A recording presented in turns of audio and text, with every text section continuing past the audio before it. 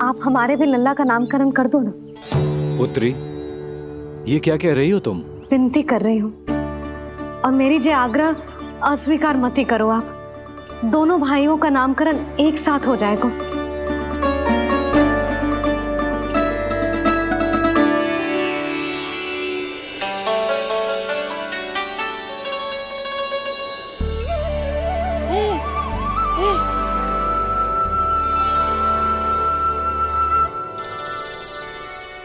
कितने प्यारे और निर्दोष बालक हैं।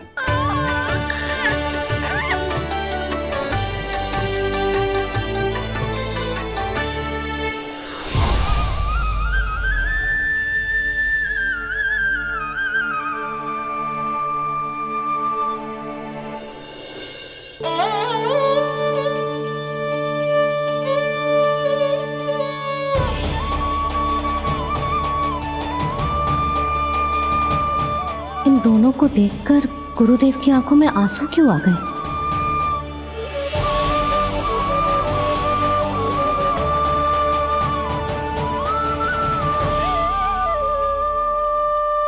ये क्या कर रहे हैं ऋषिवर? संभालिए अपने आप को, नहीं तो मेरा रहस्य खुल जाएगा आज। अरे ऋषिवर, हाथ मत जोड़िए। इससे पहले कि गड़बड़ हो जाए, अपनी नमस्कार मुद्रा को आशीर्वाद मुद्रा में बदल दीजिए। बात को समझिए। मैंने ये अवतार मैया और लल्ला के अद्भुत संबंध का अनुभव करने के लिए लिया है, पर आपकी भावुकता के कारण यदि मैया को मेरा सत्य पता चल गया तो ये संबंध ही बदल जाएगा।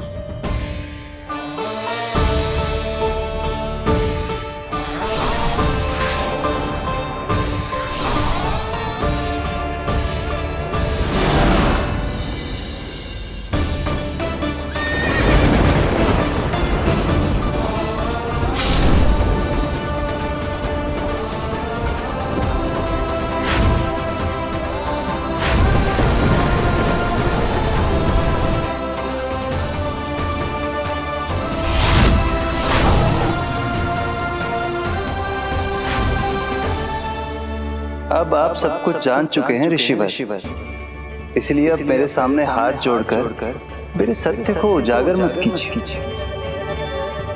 अपने शिष्य वसुदेव के पुत्र के रूप में मुझे आशीर्वाद दीजिए।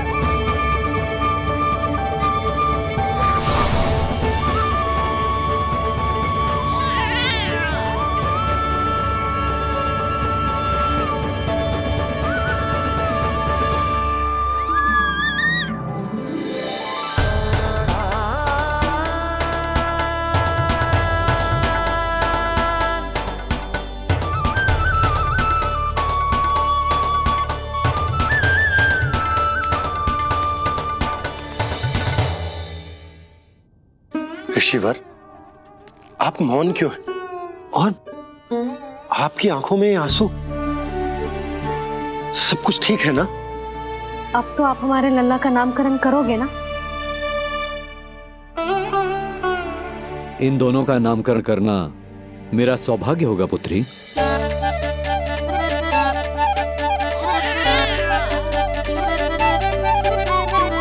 परंतु ये गोपनीय रूप से करना होगा।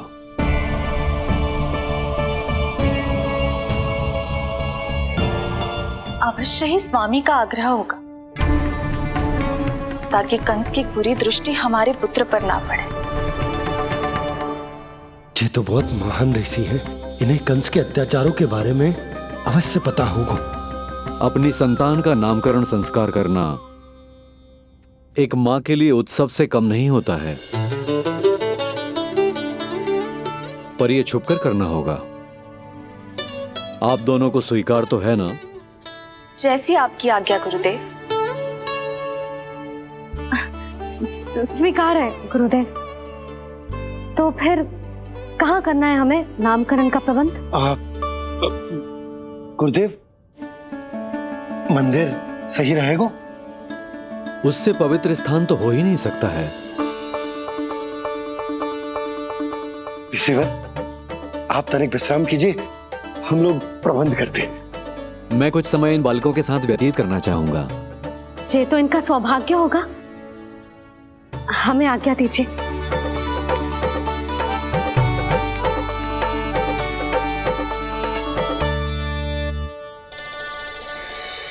प्रभु, स्वयं भगवान होकर भी आपको बंदी गृह में जन्म लेना पड़ा। अब अपनी मां को छोड़कर दूसरी मां के यहां पलना पड़ रहा है। जब से गोकुल आए हैं छुप छुप कर रहना पड़ रहा है। इतनी नन्ही सी अवस्था में दुष्ट कंस के कितने ही आक्रमणों का सामना कर चुके हैं आप।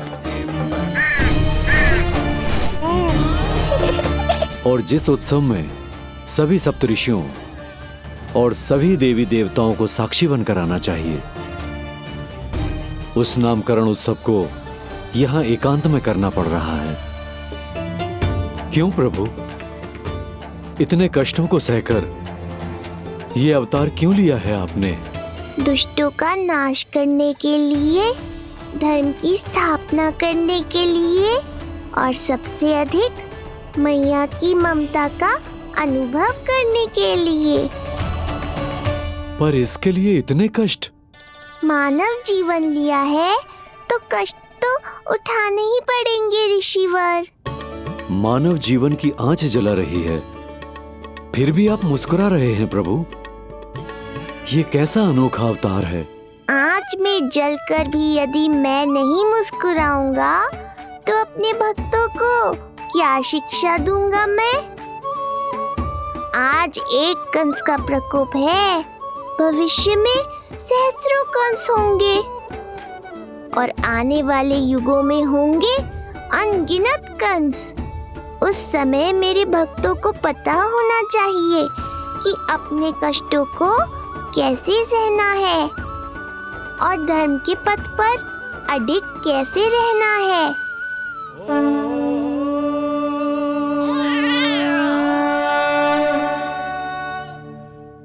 आप धन्य हैं प्रभु। देखा अस्ति, जब सिंह दहाड़ता है तो वन के सभी जीव जंतु इकट्ठे हो ही जाते हैं। वो सब जो मेरा विश्वास पात्र होने का अधिकार और ये सिंहासन पाना चाहते हैं, सामने आए। बुद्धि के बिना बल अपंग होता है महाराज, और मेरे पास बुद्धि और बल दोनों हैं। आप केवल आदेश दीजिए किसका संहार करना है।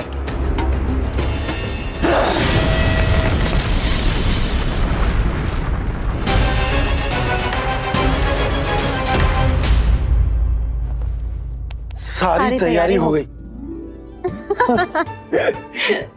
बोलो।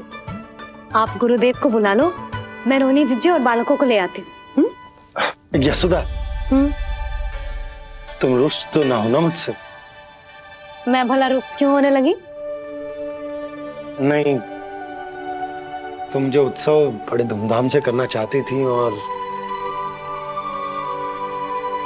बहुत प्रसन्न हूँ मैं कि हमारे लल्ला का नामकरण स्वयं ऋषि गर्ग पूरे विधि विधान से कर रहे हैं। मैं समझ गई, उत्सव बड़ा हो या ना हो, प्रसन्नता बड़ी होनी चाहिए। अरे मैं तो इतनी उत्साहित हूँ कि दोनों भाइयों का नामकरण आज के शुभ मुहूर्त पे हो रहा है। तो इससे पहले जो बीत जाए, जाओ। आप भी बुला लो।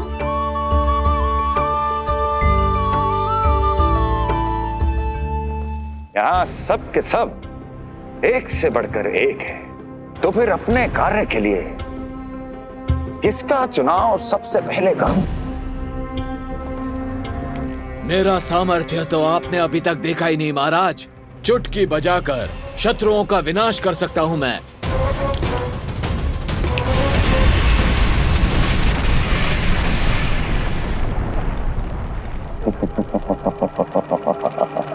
वाह! किंतु आपने तो बताया ही नहीं कि करना क्या है। वध करना है, एक नवजात बालक का वध। उसे साधारण बालक मत समझना। गोकुल में नंद के घर पल रहा वो बालक विष्णु का अवतार है।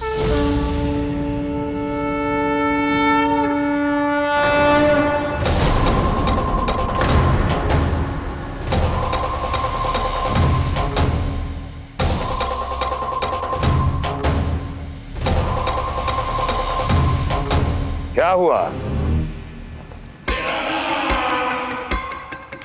इतना सन्नाटा क्यों छा गया? क्षमा कीजिए महाराज, पर मैं नन्हे बालकों के साथ हिंसा नहीं करता। विष्णु अवतार बड़ा छलिया है महाराज, मैं उसका मुख भी नहीं देखना चाहता।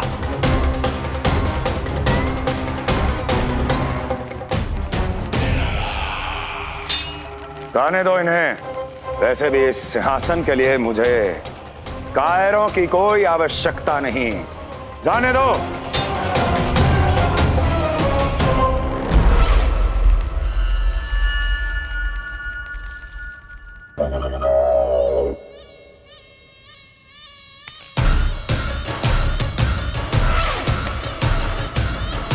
दुर्जय, क्या कहा था मैंने कहा था केवल वही आए जिनके हृदय में साहस का ज्वालामुखी धधकता हो, जिनकी तलवारें पर्वतों का सीना चीरने के लिए व्याकुल हो, जिनकी संकल्प शक्ति इतनी दृढ़ हो कि वो मृत्यु से टक्कर ले जाए। वही होगा इस सिंहासन का असली अधिकारी। महाराज,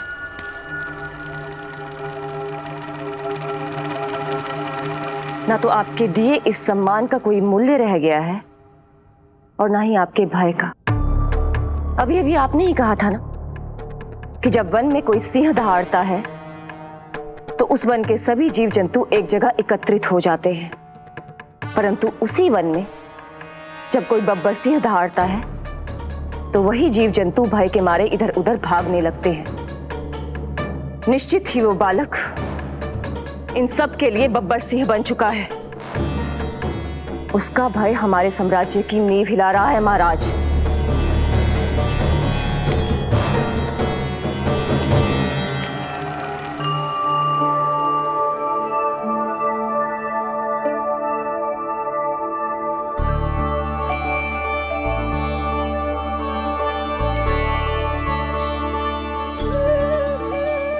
हे नारायण, मेरा मार्गदर्शन कीजिए।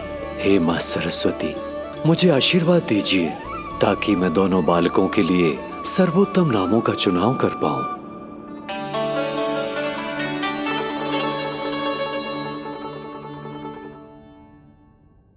आपके पुत्र को बड़े भाई के कर्तव्य का निर्वाह करना है और इस दायित्व को प्रभु श्री राम से अच्छा किसने निभाया है? जैसा अटूट संबंध उनका अपने भाइयों के साथ था, मैं श्री नारायण से प्रार्थना करता हूं कि वैसा ही प्रेमपूर्ण संबंध इसका भी अपने छोटे भाई के साथ हो।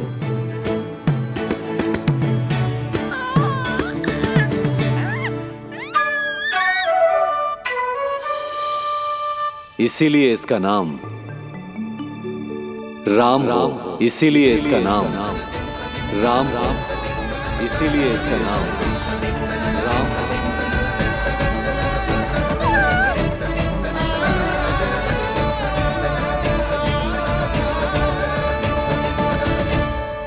बड़े भाई में आदर्श, न्याय, संकल्प बल के साथ साथ शारीरिक बल भी होना चाहिए। मैं देख पा रहा हूं ये बालक इन सब बलों के लिए जाना जाएगा। इसलिए जो नाम इसके व्यक्तित्व के लिए सबसे उचित है वो है बलराम। बलराम, बलराम।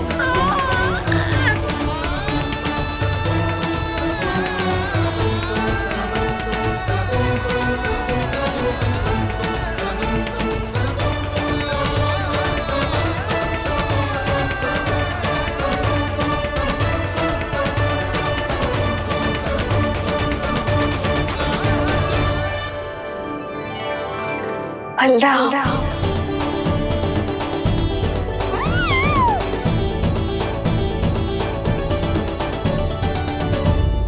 तो फिर उसका नाम बल राम रखना। कैसा अद्भुत संयोग है रिसीवर। जब इसके जन्म की सूचना देने मैं वसुदेव भैया के पास मथुरा गया था, तब उन्होंने भी यही नाम रखा था, बलराम। ये संयोग नहीं, नारायण की इच्छा है नंदराज। बलराम से अधिक उपयुक्त नाम इस बलराम के लिए कुछ और हो ही नहीं सकता है। पर मैं तो दाऊ कहकर ही बुलाऊंगा इन्हें, बलदाऊ।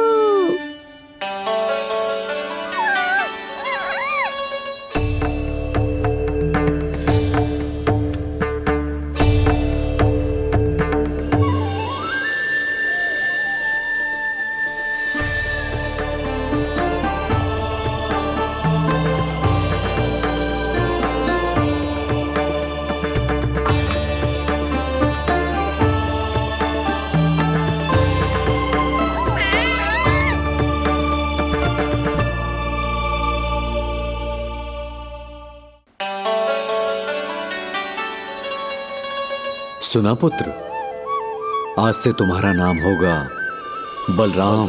बलराम बलराम।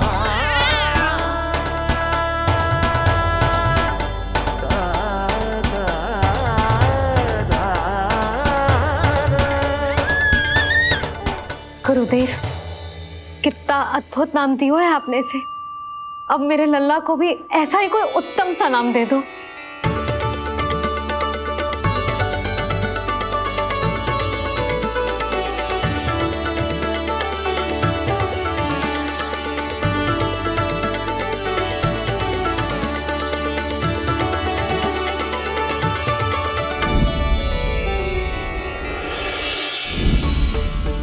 ये कठिन दायित्व आपने ही मुझे सौंपा है प्रभु।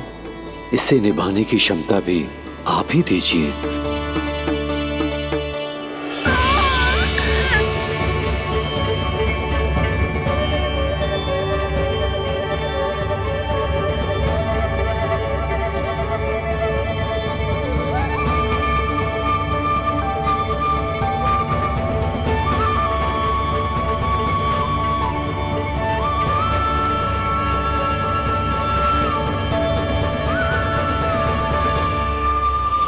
कृष्ण कृष्ण कृष्ण कृष्ण कृष्ण कृष्ण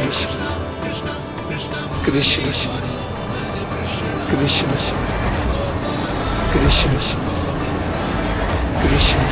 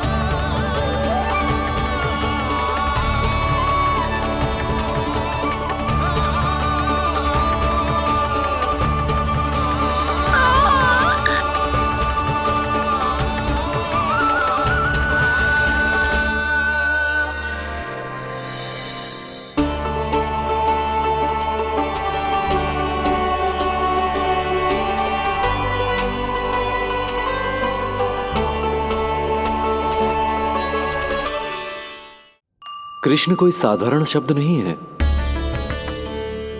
ये अनेक विशेषताओं से भरा हुआ है। क बना है कमलकांत से, अर्थात वो जो श्रीपति विष्णु जैसा हो।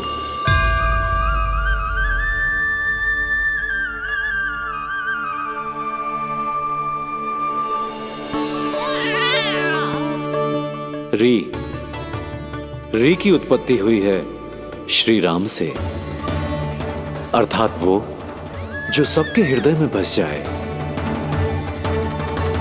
श ऐश्वर्य के स्वामी विष्णु के लिए, अर्थात वो जो समृद्धि लेकर आए।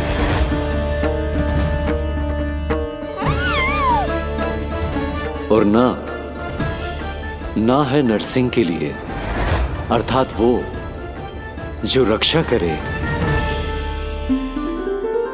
और अंत में आकार की मात्रा सूचक है अग्निदेव का, अर्थात वो जो स्वयं तप कर सबको पवित्र कर दे।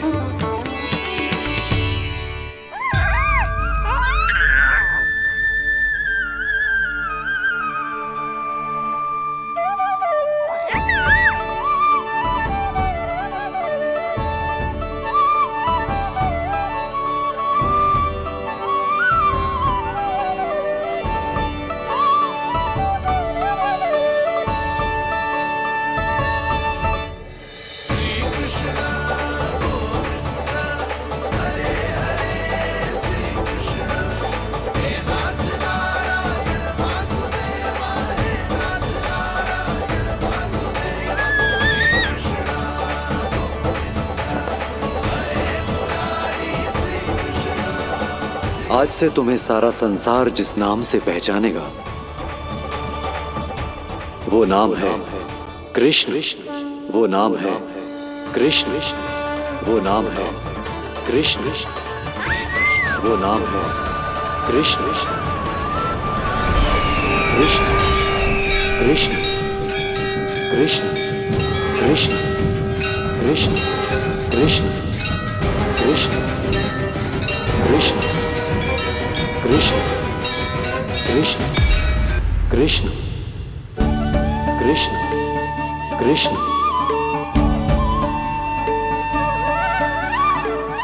यशोमती मैया के नंद लाला, यशोमती मैया के नंद लाला। असुरी कार्य करने वालों के लिए कृष्ण नाम का अर्थ एक और भी होगा। वो घनी अंधेरी रात जिसमें इसने जन्म लिया, पर इससे जो प्रेम करते हैं उन सभी के लिए कृष्ण नाम का अर्थ होगा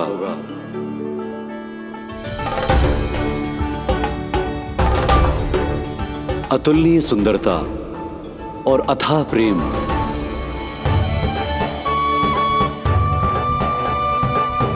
इन दोनों विशेषताओं का साक्षात स्वरूप होगा ये कृष्ण।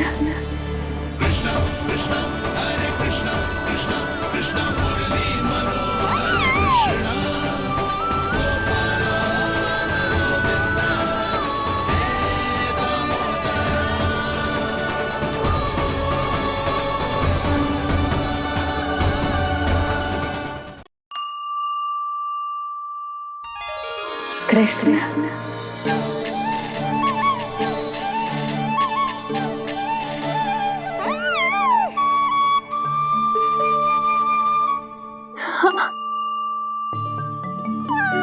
और जो मानवता के शत्रु हैं उनके जीवन में ये नाम अशांति, असुरक्षा, भय उत्पन्न करेगा। पर सात्विक प्रवृत्ति के व्यक्तियों के लिए ये नाम शांति, संतोष और सुख का सूचक होगा।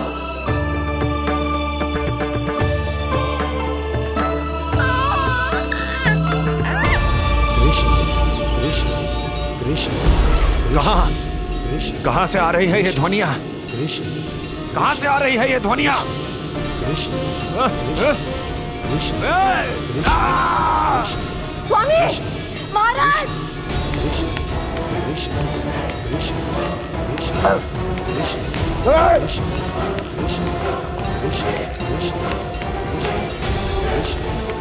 कैसी ध्वनि महाराज?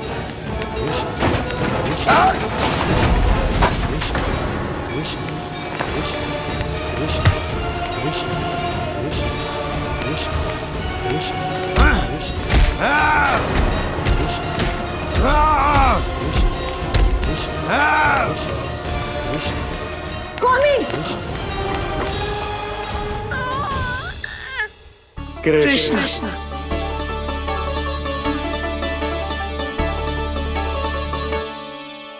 कृष्ण, जे नाम अनंत काल तक स्मरण किया जाता रहेगा, जे ही तेरी मैया का आशीर्वाद।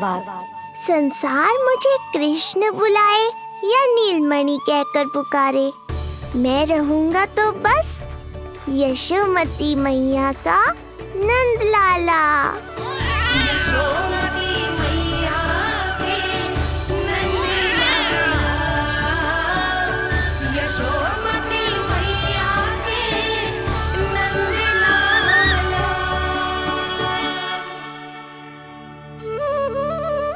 गुरुदेव, आपने मेरे लल्ला को इतना प्यारा नाम दिया है, उसके लिए आपका बहुत बहुत धन्यवाद।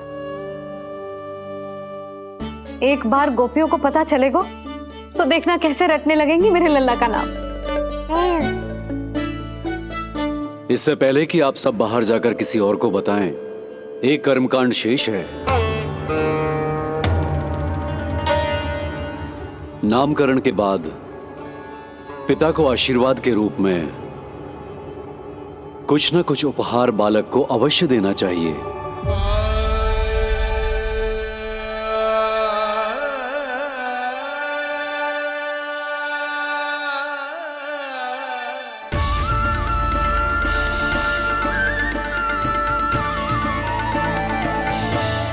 मैं क्या दूं?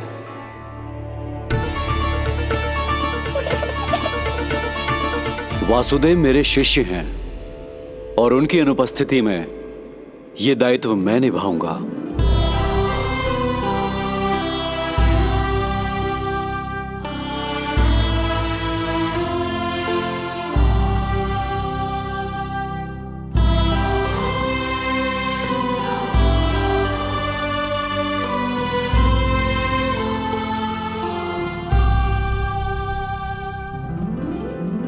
इसे अपने पिता की ओर से स्वीकार करो पुत्र।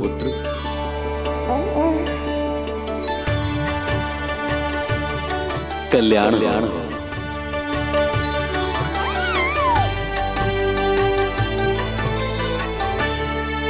क्या दूं मैं इसे?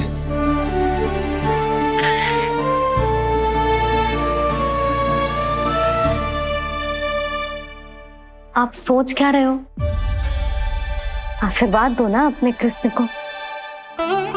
अच्छा, सोच रहा हूं कि लल्ला को क्या दूं?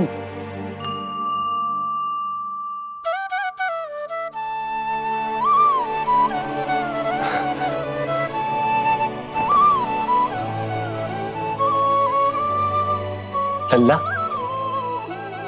तू स्वयं ही बता दे, तुझे क्या चाहिए?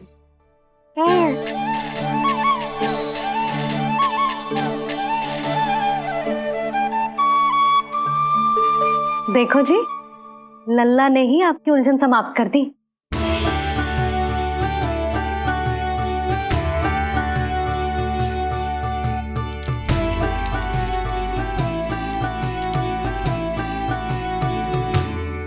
मेरा आशीर्वाद कि तेरा जे नाम कृष्ण तेरी प्रजा के लिए बहुत हितकारी हो। गुरुवर, आप भी इसे आशीर्वाद दें। जिनके आशीर्वाद से ये पूरा संसार संचालित होता है, उन्हें मैं क्या आशीर्वाद दूं?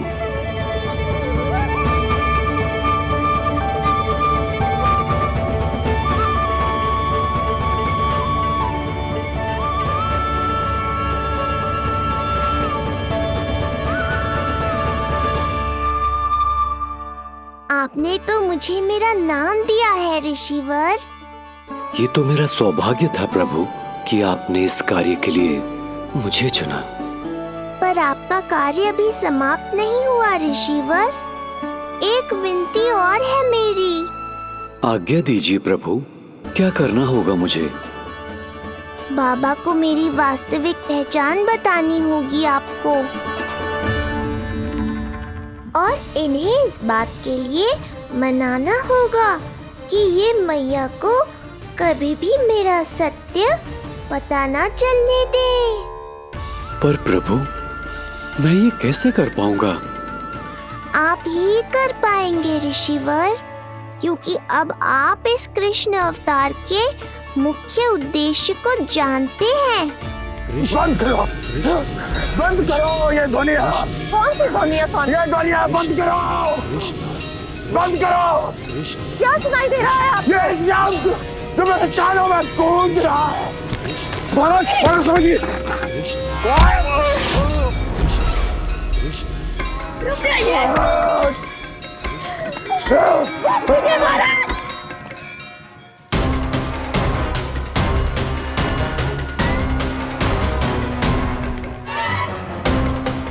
आप भूल रहे हैं कि आप मथुरा नरेश है, कंस है आप।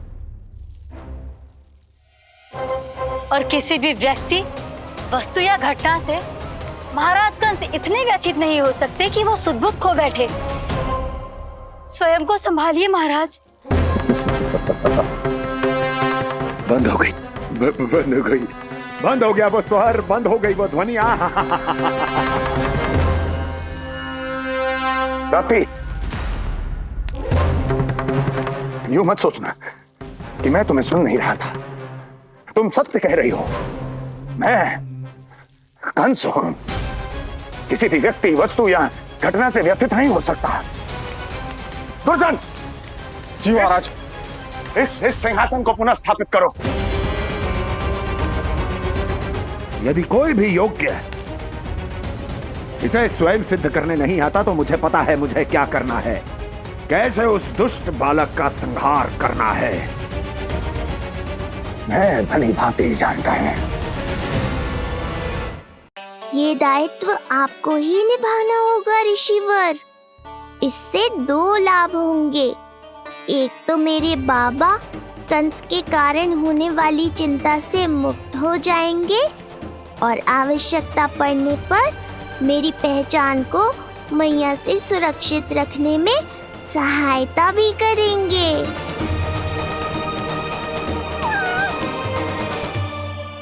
नंदराज, अब बलराम और कृष्ण दोनों को भूख लग गई होगी।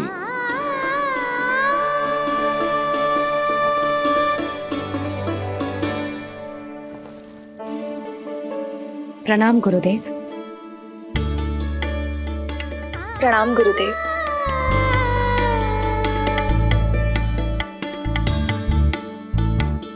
गुरुदेव, अब आप भी विश्राम कर लीजिए। नहीं नंदराज, मुझे शीघ्र ही मथुरा पहुंचना है। राजा वासुदेव और रानी देवकी मेरी प्रतीक्षा कर रहे होंगे। पर इससे पहले कि मैं जाऊं, मुझे आपको कुछ बताना है।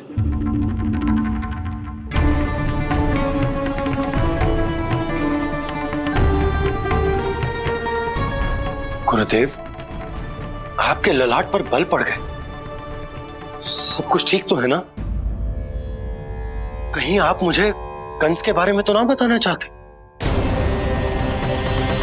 गुरुदेव, मैं जानता हूं कि कंस नवजात शिशुओं की हत्या करवा रहा है।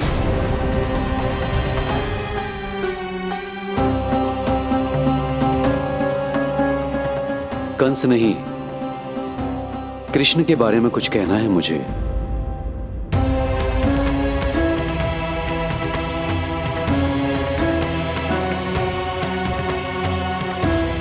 बताइए गुरुवर। मैं एक ऐसा सत्य बताने जा रहा हूं नंदराज, जो है तो वरदान, पर उसे स्वीकारना आपके लिए बहुत कठिन होगा। गुरुदेव, आप जो कह रहे हैं वो मैं समझ ना पा रहा हूं। बताइए ना।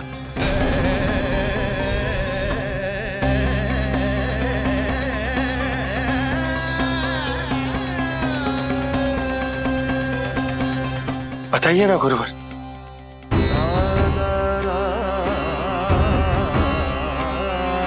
सत्य यह है नंदराज, कृष्ण राजा वासुदेव के पुत्र हैं। कृष्ण राजा वासुदेव के पुत्र हैं। कृष्ण राजा वासुदेव के पुत्र हैं।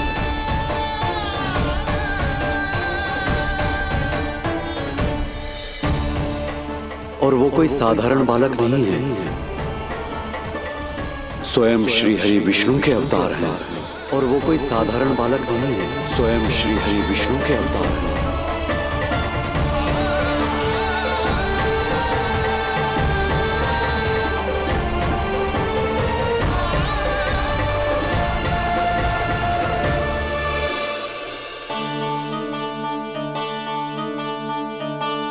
कछु विचित्र लग रहा है। कौन हो तुम? मैं हूं श्री विष्णु का अवतार। शिव, कैसे संभव है गुरुदेव? वो तो नन्हा सा बालक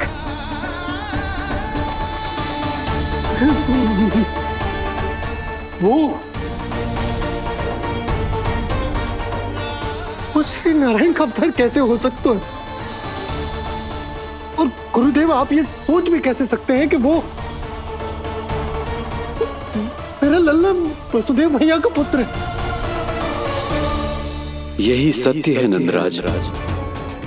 पिछले जन्म में मिले वरदान का फल है ये।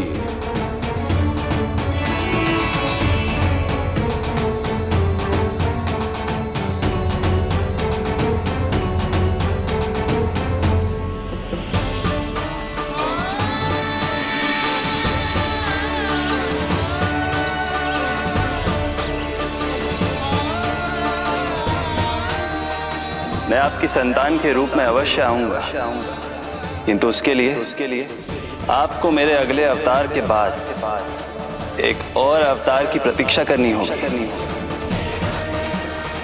क्योंकि अगले जन्म के लिए मैं पहले ही ये वरदान माता देवकी को दे चुका हूं। इस समय मैं विवश हूं, किंतु मैं आपको वचन देता हूं, आपकी संतान बनकर अवश्य आऊंगा। प्रभु, श्री हरि को अपने सामने देखकर मेरी व्याकुलता का बांध टूट गया है। 2 जन्म बहुत बड़ा समय होता है स्वामी। अपने पुत्र के रूप में हरि को गोद में खिलाने के लिए अब मैं और 2 जन्मों तक प्रतीक्षा नहीं कर सकती। धरा!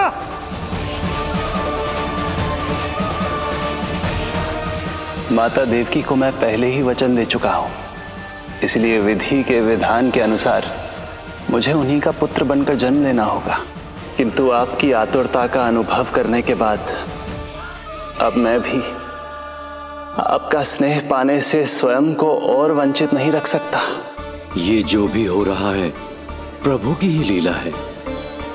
कृष्ण के जन्म के तुरंत बाद भगवान विष्णु के आदेश पर वासुदेव जी के यहां आना पड़ा और आपकी और रानी यशोदा की पुत्री को अपने पुत्र के साथ बदलना पड़ा और इस तरह कृष्ण आपके और रानी यशोदा के पुत्र बन गए।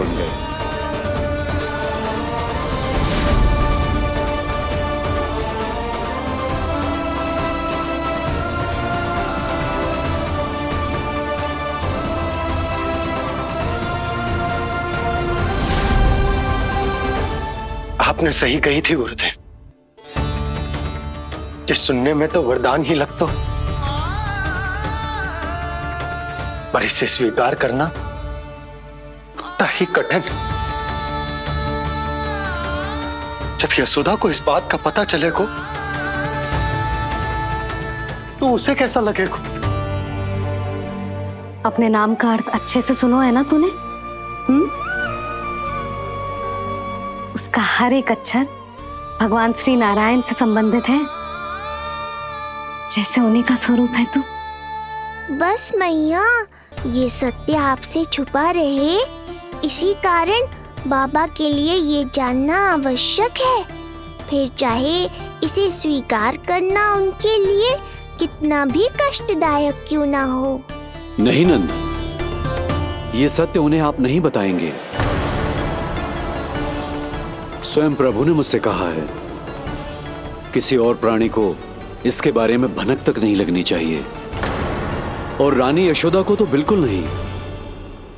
गुरुवर, कंस के आक्रमणों की जानकारी यशोदा से पहले ही छुपाकर रखना कठिन था। अब इतना बड़ा सत्य मैं यशोदा से कैसे छुपाऊंगा? आपको छुपाना ही होगा नंदराज, यही प्रभु की इच्छा है।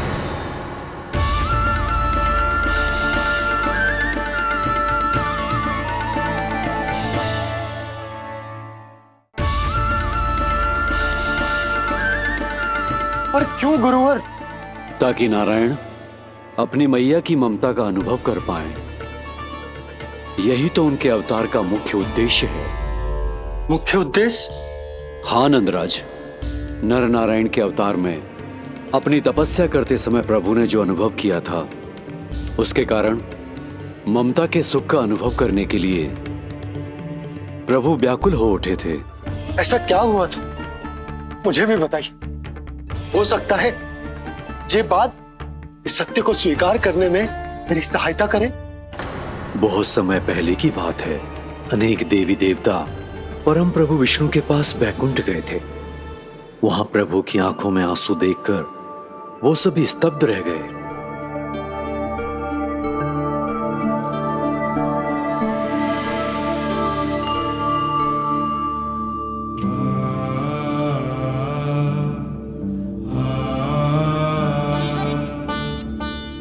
प्रभु, आपकी आंखों में आंसू?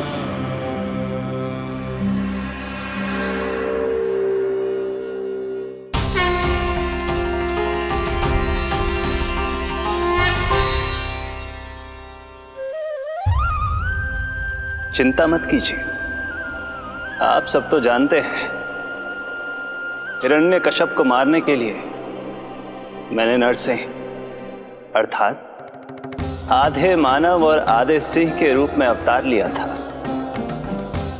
उस राक्षस का वध करने के बाद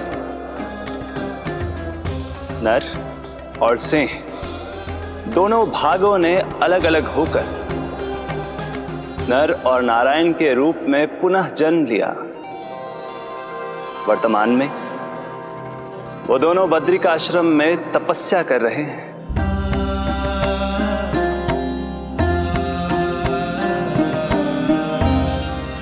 आज उन दोनों ने कुछ ऐसा देखा जिसने मुझे भी भावुक कर दिया।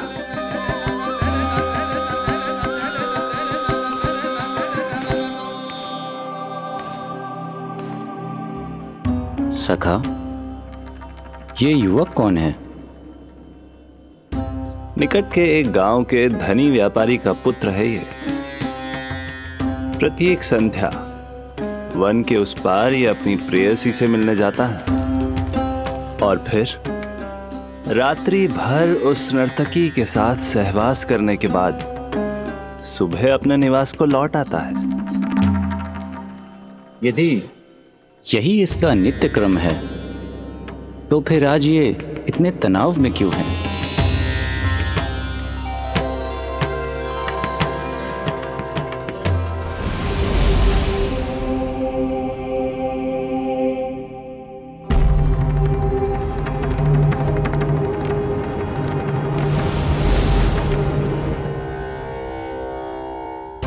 कल रात्रि प्रेम क्रिया के मध्य उस नर्तकी ने इससे पूछा, ये सबसे अधिक प्रेम किससे करता है? जब इसने कहा तुमसे, तो वो बोली, तुम्हें अपने प्रेम को सिद्ध करना होगा। अपनी मां के हृदय को उसके तन से अलग कर मुझे सौंपना होगा। मां का हृदय?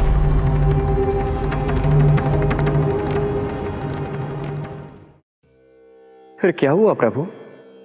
वो लाया अपनी मां का हृदय? ये जिज्ञासा यक्ष प्रश्न बनकर पूरे दिन नर और नारायण के मस्तिष्क में कौंधती रही। उन्होंने संध्या होने तक वहीं नदी किनारे प्रतीक्षा करने का निर्णय लिया ताकि वो ये जान सके कि क्या वो युवक अपनी क्रूर प्रेयसी को छोड़ेगा या वासना में अंधा होकर अपनी ही माता की हत्या करने का जघन्य अपराध करेगा। अब उसके वन पार करने का समय बीत चुका है। युवक ने विवेक का परिचय दिया है सखा। हे प्रभु, आपका कोटि कोटि धन्यवाद।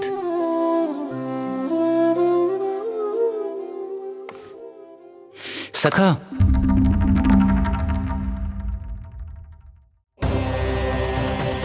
सखा मुझे बताओ, जो अकल्पनीय था कहीं वो घट तो नहीं गया?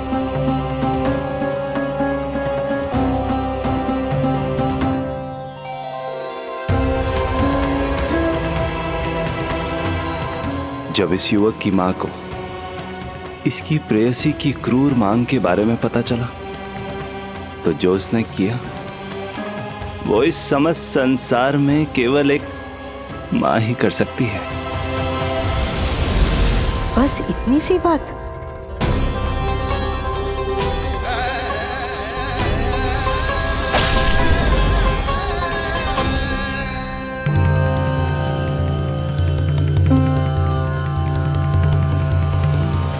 संभाल के मेरे बेटे, कहीं चोट ना लग जाए तुझे। संभाल के मेरे बेटे, कहीं चोट ना लग जाए तुझे। संभाल के मेरे बेटे, कहीं चोट ना लग जाए तुझे। ये तो उसकी मां की पुकार है। मां, मैंने क्या कर दिया मां?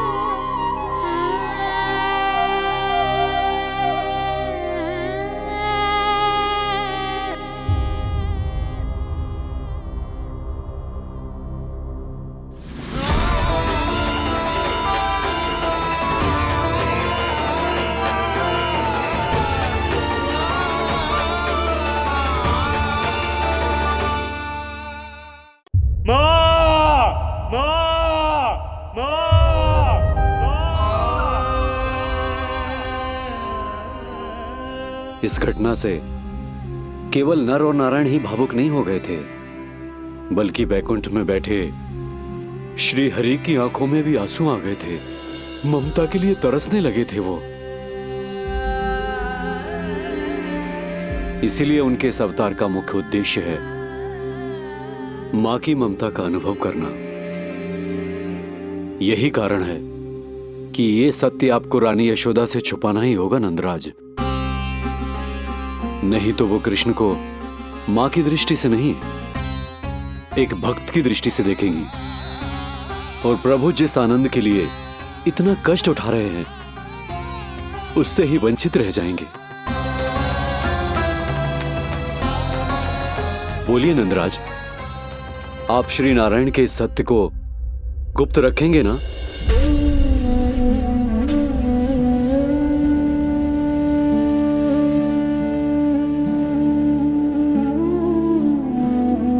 प्रभु ने मुझे कैसी दुविधा में डाल दिया है गुरु। यशोदा से तो ये सत्य मैं छुपा भी लूंगा, परंतु स्वयं से कैसे छुपाऊंगा? और बाबा होने को सुख, उसको अनुभव कैसे कर पाऊंगा?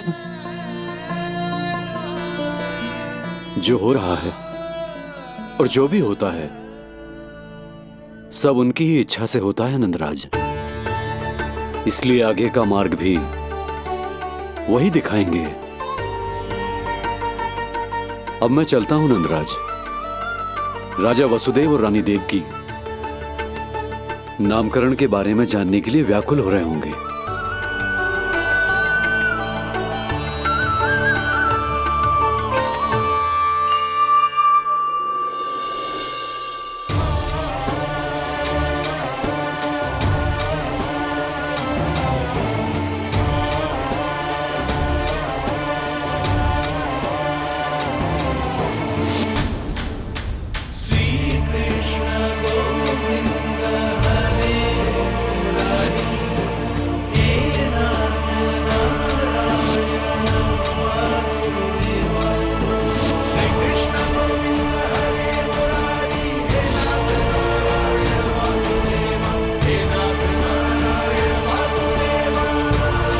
सत्य ये है नंदराज, कृष्ण राजा वासुदेव के पुत्र हैं।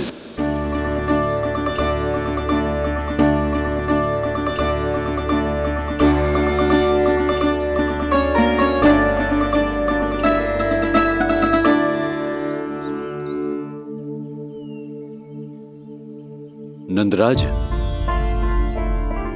अपने आप को संभालिए और शांत चित्त से घर लौटिए।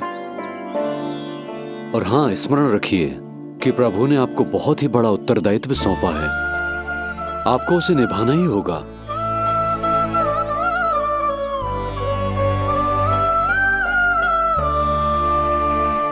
प्रभु आपको शक्ति दे।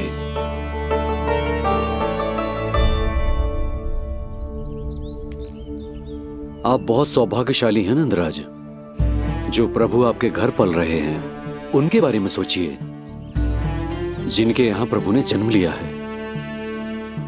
वो दोनों तो प्रभु की बाल लीलाओं से पूरी तरह से वंचित हैं।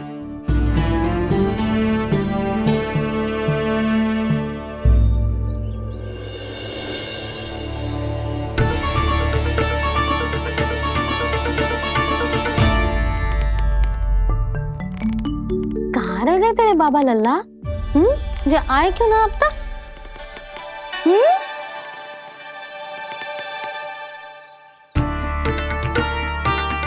तेरा लल्ला मेरा ना है, वो तो मेरे आराध्य नारायण का अवतार, और ये बात मुझे यशोदा से छुपानी।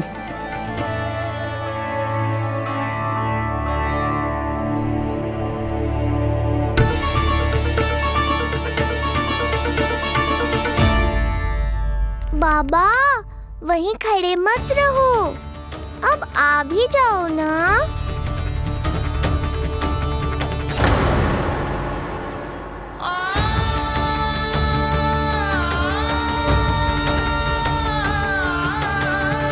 एक पग भी आगे बढ़ाने का साहस ना हो रो मेरा।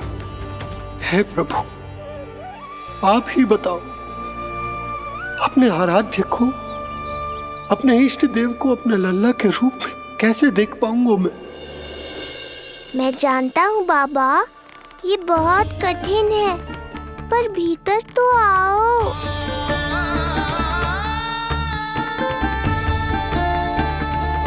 अब आ भी जाओ बाबा, ऐसे बाहर कब तक खड़े रहोगे आप?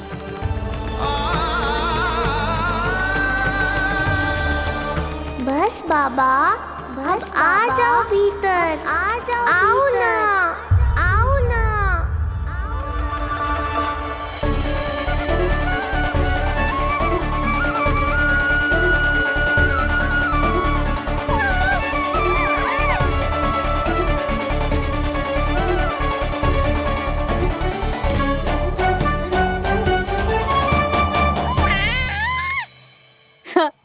समझो? जब तू इधर उधर भाग रहा होगा तो तुझे बुलाने के लिए मैं तुझे ऐसे पुकारूंगी, कृष्ण। और जब तू शैतानी करेगो ना लल्ला, मैया को तंग करेगो, तो मैं तुझे क्रोध में ऐसे बुलाऊंगी, कृष्ण। हाँ। इसे सत्य पतो ना है, इसीलिए कितनी अच्छी तरह से मैया होने का कर्तव्य निभा रही है। पर मैं अब बाबा होने का कर्तव्य कैसे निभा पाऊंगा?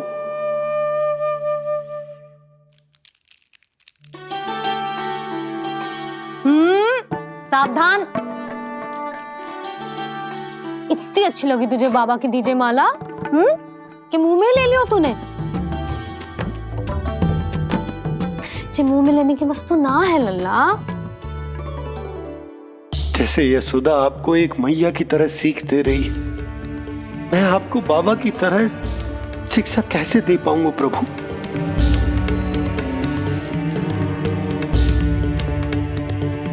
कृष्ण, अभी मना किया ना मैया ने? ये तो प्रभु को ही डांट रही है। सावधान, जो फिर से मुंह में लिया तो।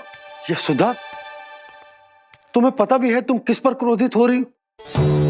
हाँ, अपने लल्ला पर। और किस पर? मेरे कहने का अर्थ ये है कि तुम्हें सच में पता भी है जे कौन है? स्वयं प्रभु ने मुझसे कहा है किसी और प्राणी को इसके बारे में भनक तक नहीं लगनी चाहिए, और रानी यशोदा को तो बिल्कुल नहीं, और रानी यशोदा को तो बिल्कुल नहीं, और रानी यशोदा को तो बिल्कुल नहीं। यही कहना चाहते हो ना आप कि मैं गोकुल के राजकुमार को डांट रही हूँ? अरे पर मैया और बाबा का स्थान तो हर पद से ऊंचा होता है ना जी। माँ और बाबा को तो अधिकार होता है ना प्रेम करने का भी और भूल पर डांटने का भी। बस यही बात आपको समझनी है बाबा, फिर सब पहले जैसा हो जाएगा। मैं समझ तो हूँ पर ये विचार के ये केवल हमारा पुत्र ना है, ये स्वयं नारायण का अवतार भी है, इसे अपने मन से निकाल ना पा रहा हूं मैं। ओहो, आपको समझाना तो मैया को संभालने से भी अधिक कठिन है बाबा। लल्ला, अरे लल्ला। जशोदा जी, आपने हमें नामकरण के लिए ना बुलायो। कोई बात ना है, लेकिन ये तो बताओ कि लल्ला का नाम क्या रखो है? हाँ भाभी बताओ ना। हाँ जीजी, अब और प्रतीक्षा ना हो रही हमसे। इसका नाम रखो है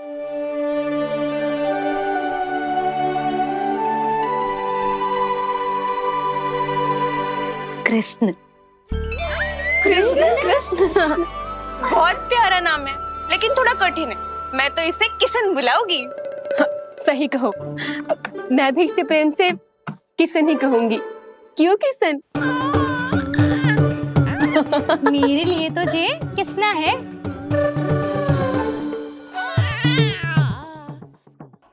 क्या कर रही हैं ये सब? बाबा, इन सब के लिए मैं केवल कृष्ण हूँ, भगवान नहीं। बस अब आप भी शीघ्र ही समझ जाओ ना ये। अरे तुम सब। हाँ हाँ, बुरा मुझे भी लग रहा है जो सारी की सारी पहले ही दिन मेरे लल्ला का नाम बिगाड़ रही है। किंतु इसमें भी इन सब का प्रेम ही छुपा है, और हम सब तो प्रेम से भगवान को भी प्यारा सा नाम दे देते हैं, है ना? हाँ। सत्य तो ये है कि कृष्ण नाम बहुत अच्छा है, किंतु मैं भी अपने लल्ला को प्रेम का नाम देना चाहती हूँ।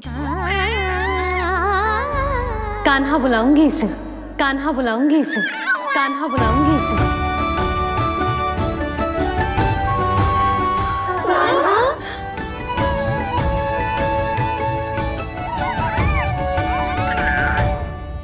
कान्हा, अनोखी ध्वनि, सहज सा मीठा, मैं भी इसे कान्हा ही पुकारूंगी।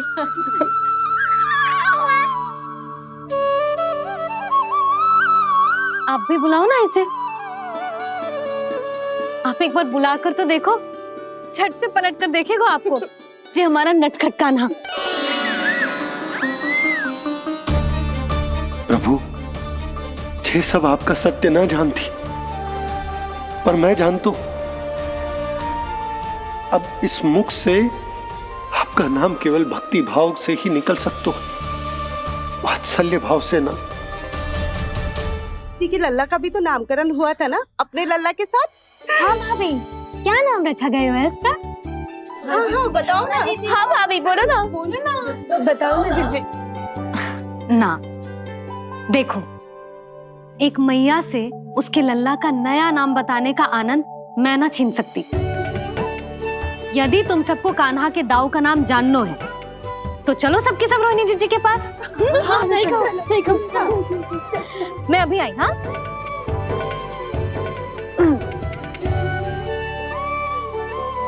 सुनो जी, आप लल्ला को संभालो, मैं अभी आई। मैं कैसे? ये प्रभु लल्ला जी, क्या मैं कर रहे हो? क्या हो गया आपको? मैं शीघ्र ही आ जाऊंगी। यशोदा, मुझसे दूर कब तक रहोगे बाबा?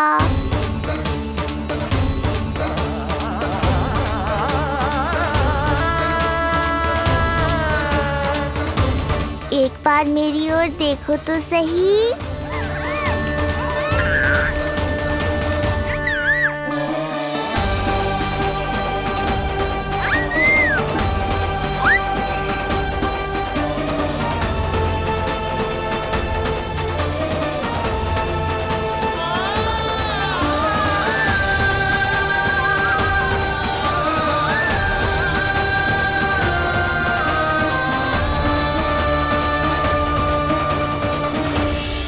प्रभु, मुझे दुविधा में डालकर आप मुस्कुरा रहे हो।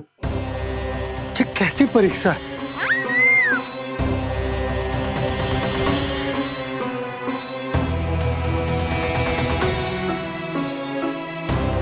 ये क्या कर रहे हैं आप? पिता का स्थान पुत्र के चरणों में नहीं होता, पुत्र के सिर के ऊपर होता है उनका हाथ, उनका वरदहस्त। प्रभु, आप चाहते हो कि मैं आपका सत्य यशोदा को ना बताऊं। यशोदा चाहती है कि मैं आपको लल्ला की तरह अपने गोद में उठाकर आपसे बातें करूं। मेरी आंखें चाहती हैं कि मैं आपको अपने इष्ट देव, अपने आराध्य के स्वरूप में देखूं। और मेरा हृदय चाहता है कि मैं आपको अपने पुत्र के स्वरूप में देखूं। अब आप ही बताओ प्रभु, अब मैं इस परिस्थिति में क्या करूं? मुझे कुछ समझ में ना आ रहा। आप ही का आसरा है प्रभु। आप ही को सहायता करनी होगी। आप ही बताइए कि किस प्रकार एक भक्त अपने भगवान को अपने लल्ला के स्वरूप में देखे, उसे अपने हाथों में उठाए, उसे खिलाए, उसके साथ बातें करे, कैसे वो उसका लालन पालन करे अपने पुत्र के स्वरूप में। प्रभु, मुझे कुछ समझ में ना आ रहा। सहायता करो प्रभु। चिंता मत कीजिए बाबा, आपके सभी प्रश्नों का उत्तर शीघ्र ही मिलेगा आपको।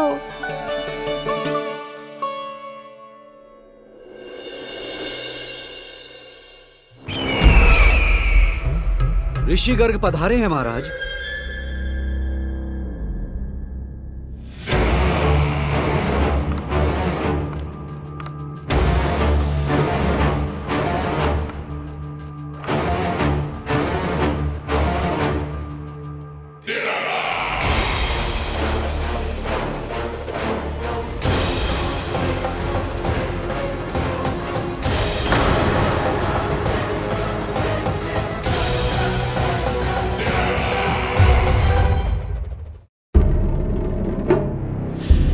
तो महान मथुराधीश कंस के दरबार में ऐसे सम्मान होता है ऋषि मुनियों का? नहीं ऋषिवर, ये तो केवल एक उदाहरण है कि कैसे एक विष्णु भक्त का सम्मान नहीं किया जाना चाहिए। तब तो अच्छा ही है। मैं यहां तुमसे सम्मान की अभिलाषा लेकर नहीं आया हूं। मैं यहां देवकी और वसुदेव से भेंट की इच्छा लेकर आया हूं। क्यों? मेरे विरुद्ध कोई षड्यंत्र रचना चाहते हो? जो सदैव दूसरों के विरुद्ध षड्यंत्र करता है, उसका संपूर्ण जीवन इसी भ्रम में बीतता है कि सारा संसार उसके लिए षड्यंत्र कर रहा है। परंतु अन्य व्यक्तियों के पास इससे भी अत्यधिक महत्वपूर्ण कार्य होते हैं करने के लिए। यह महत्वपूर्ण कार्य करने की आपकी यह इच्छा इस दरबार में पूर्ण नहीं होगी ऋषिवर।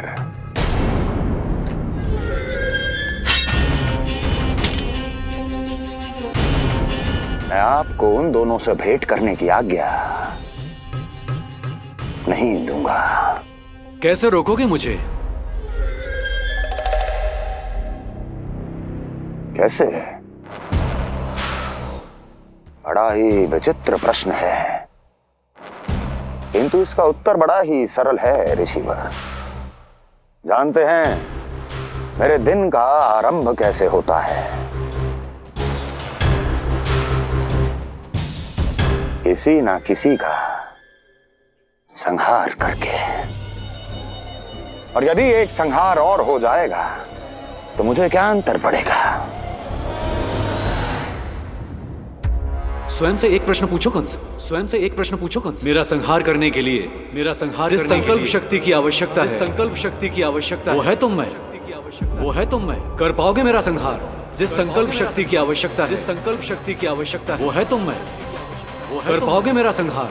कर पाओगे मेरा संकल्प शक्ति की आवश्यकता है, संकल्प शक्ति की आवश्यकता। बोलो कंस, बोलो। यदि मैंने श्राप दे दिया, यदि मैंने श्राप दे दिया, कौन सा कवच तो तुम्हारा उसे सत्य होने से रोक पाएगा, उसे सत्य होने से रोक पाएगा। बोलो कंस, बोलो। यदि मैंने श्राप दे दिया, यदि मैंने श्राप तुम्हारा कौन सा कवच तो तुम्हारा उसे सत्य होने से रोक पाएगा, उसे सत्य होने से रोक पाएगा। ऋषिवर, यदि आपके हृदय में स्वामी के विरुद्ध षड्यंत्र करने की इच्छा नहीं है तो महाराज भी आपको किसी से भेंट करने से रोकना नहीं चाहेंगे, है ना महाराज?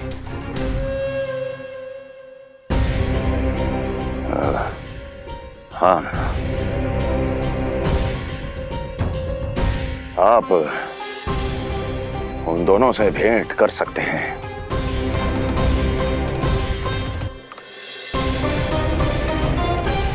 दुर्जन, इन सब पर दृष्टि रखो। अब सब कुछ सुनकर आना, सब कुछ भी छूटना नहीं चाहिए। जाओ।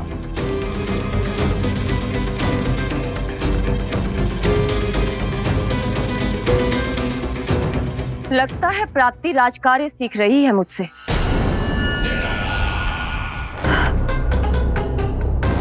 उचित समय पर सही सुझाव दिया तुमने प्राप्ति।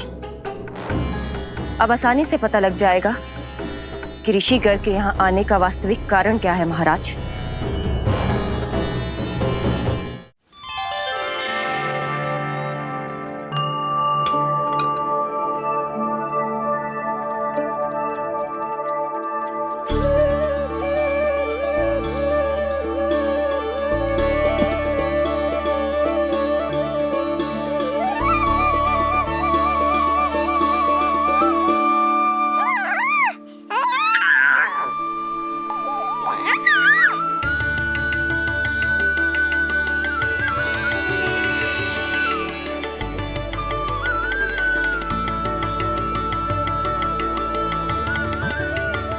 स्वयं नारायण मेरे घर में है तो ये फूल उनके चरणों में क्यों चढ़ा रहा हूं? तैयार होगा मेरा लल्ला। किंतु बुरी दृष्टि वाला टीका लगाना तो भूल ही गई तेरी मैया। अभी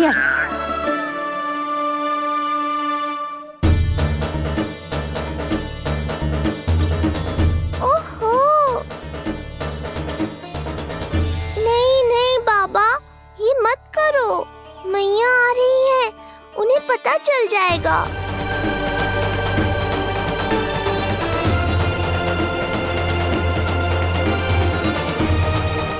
ये फूल तो आपके चरणों के लिए ही बने हैं प्रभु, इन्हें स्वीकार करें।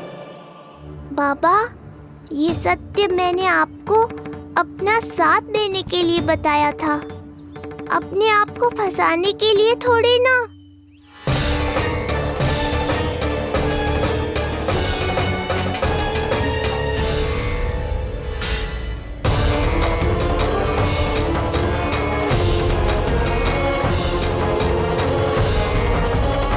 नारायण नारायण।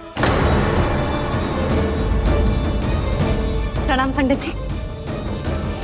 नंदराज जी, रानी जी, बिटिया के पांव भारी थे ना, तो सेलिवाने समधियाने चला गया था, वहां कुछ अधिक ही समय लग गया। आज वापस आया तो पता चलो कि स्वयं गर्ग ऋषि ने लल्ला का नाम रखो है, सो मिलने चला है। क्या नाम मिलो है इसे? उन्होंने लल्ला का नाम कृष्ण रखो है, उन्होंने लल्ला का नाम कृष्ण रखो है।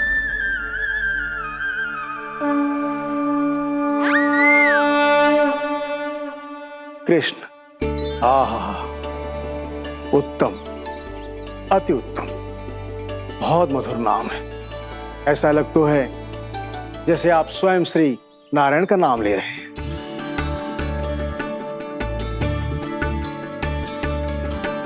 स्थिति को और गंभीर मत बनाओ पंडित जी। आपको तो बाबा के प्रश्नों का उत्तर देना है।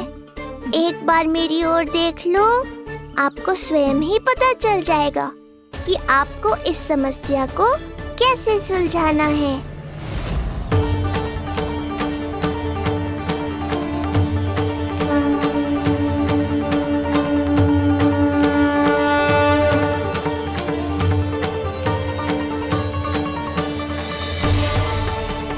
पंडित जी मेरे लल्ला को टकटकी बांध के देखे क्यों जा रहे हैं?